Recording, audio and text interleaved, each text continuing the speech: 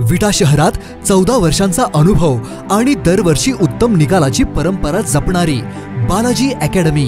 इथे 11वी-12वी सायन्स बरोबरच जेईई, नीट, सीईटी आणि एनडीए परीक्षांसाठी खास मार्गदर्शन दिलं जातं। अनुभवी शिक्षक, सुसज्ज क्लासरूम, दर्जेदार नोट्स, साप्ताहिक टेस्ट आणि विद्यार्थ्यांच्या सर्वांगीण अभ्यासावर लक्ष। हॉस्टेल आणि मेसचीही सुविधा उपलब्ध, म्हणजे संपूर्ण अभ्यासासाठी आदर्श वातावरण।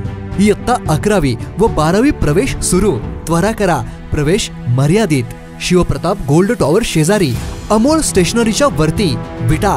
तुमचं यश आमचं ध्येय। बालाजी अकॅडमी विटा, आजच प्रवेश घ्या। माननीय पोलीस अधीक्षक संदीप गुगे यांनी स्थानिक गुन्हे अन्वेषण शाखेस मालमत्तेविरुद्धचे गुन्हे करणाऱ्या इसमांची माहिती काढून त्यांच्यावर कारवाई करून मालमत्तेचे गुन्हे उघडकीस आणण्याचे आदेश दिले होते।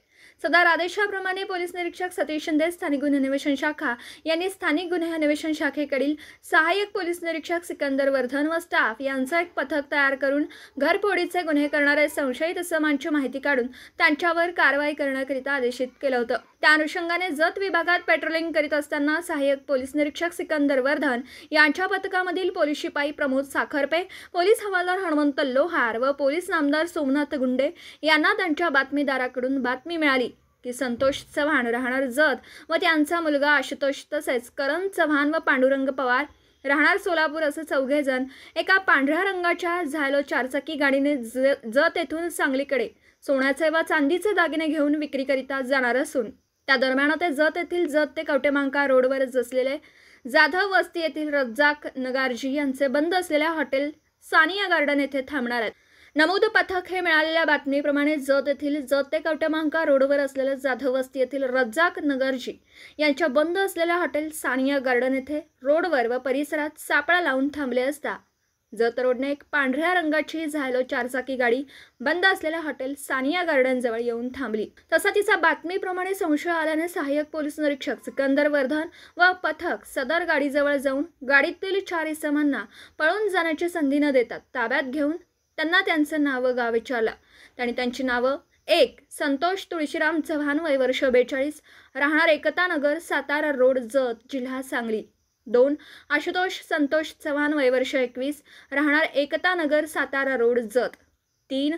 करण अर्जुन चव्हाण, वय वर्ष 19, राहणार होनसळ, तालुका सोलापूर, जिल्हा सोलापूर।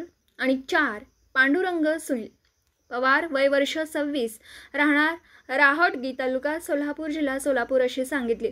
सहाय्यक पोलीस निरीक्षक सिकंदर वर्धन यांनी त्यांच्या अंगझडतीचा व गाडीच्या तपासणीचा उद्देश कळवून पंचासमक्ष गाडीची झडती घेतली असता सदर गाडीच्या मधल्या सीटच्या खाली एक कापडी पिशवीमध्ये सोन्याचे व चांदीचे दागिने व गाडीचे मागील बाजूस सीट खाली कापडी पिशवीमध्ये स्टीलची पाईप, कटावणी, चाकू, पाना, screwdriver, battery, mask, hand gloves इत्यादी साहित्य मिळून आला। त्यांच्याकडे सदर मालाबाबत विचारणा केली असता त्यांनी गेल्या काही महिन्यात जत, विटा, इस्लामपूर, चिंचणी, वांगी व आटपाडी परिसरात बंद घरं तसेच दुकानं फोडून घरफोडी चोरी केली असून त्या गुन्ह्यातील चोरीचा मुद्देमाल विकण्यासाठी घेऊन जात असल्याबाबत कबुली दिली।